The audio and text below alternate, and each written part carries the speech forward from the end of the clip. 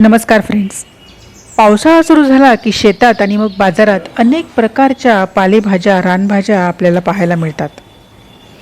आत्ता गावी आले आणि आमच्या घराच्या जवळच उगवलेली दिसायला साधीसुधी पण आरोग्यासाठी अतिशय फायदेशीर अशा या भाजीची आज आपण ओळख करून घेणार आहोत. हिला आमच्याकडे लाल माठ किंवा देठाची भाजी असे म्हणतात. असं म्हणतात की संपूर्ण माठाची एक जोडी ही 30 लोहाच्या म्हणजेच आयर्नच्या टॉनिक गोळ्यांच्या बरोबरीची असते.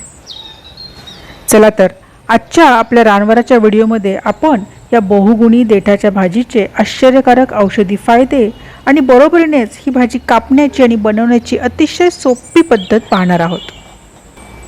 फ्रेंड्स, अनेक जण काय करतात, त्याची फक्त पाने घेतात आणि देठ फेकून देतात. पण खरं तर याची खरी ताकद याच्या देठामध्येच असते. म्हणूनच आज आपण याच्या पानांची आणि देठांची देखील वेगवेगळी भाजी बनवणार आहोत. पाने निवडल्यानंतर या भाजीचे देठ सोलताना त्याची वरची हलकी साल याप्रमाणे सोलून घ्या आणि त्याचे शेवग्याप्रमाणे असे छोटे छोटे तुकडे करून घ्या. ही भाजी जास्त उकळायची नसते.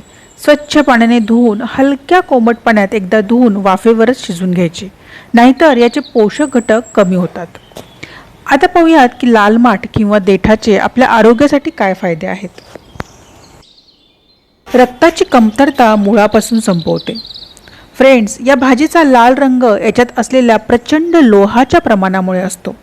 ज्या महिलांमध्ये हिमोग्लोबिन कमी आहे किंवा अशक्तपणा जाणवतो त्यांनी आठवड्यातून 2दा ही देठाची भाजी नक्की खावी. रक्ताची कमतरता दूर करण्यासाठी हे सर्वोत्तम नैसर्गिक औषध आहे. हाडे मजबूत करते आणि कॅल्शियमचा खजिना.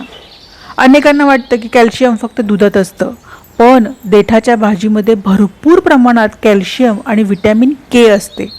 वाढत्या वयातील मुलांच्या हाडांच्या मजबूतीसाठी आणि सांधेदुखी टाळण्यासाठी ही भाजी अत्यंत गुणकारी आहे. पचनक्रिया सुधारते आणि वजन कमी करते. या भाजीमध्ये फायबर खूप जास्त प्रमाणात असते.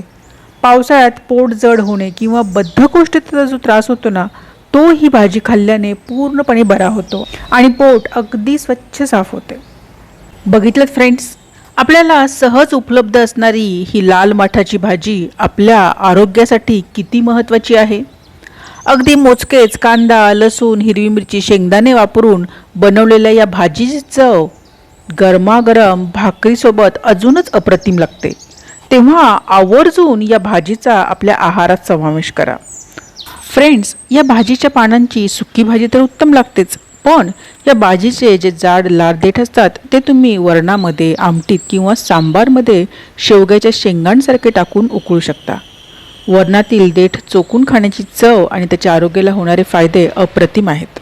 या देठाच्या भाजीत नैसर्गिक फॉलिक ॲसिड खूप जास्त असते.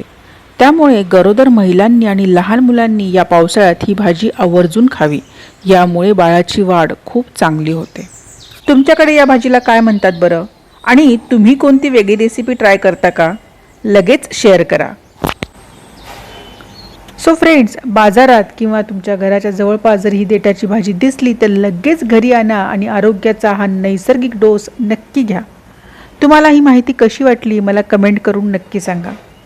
हा व्हिडिओ तुमच्या फ्रेंड्सला नक्की शेअर करा आणि अशाच आरोग्यदायी माहितींसाठी रानवराला सबस्क्राईब करायला विसरू नका. त्याचबरोबर बेल आयकॉन दाबा, जेणेकरून येणाऱ्या नवनवीन व्हिडिओंची माहिती आपणापर्यंत पोहोचत राहील. तोपर्यंत धन्यवाद फ्रेंड्स.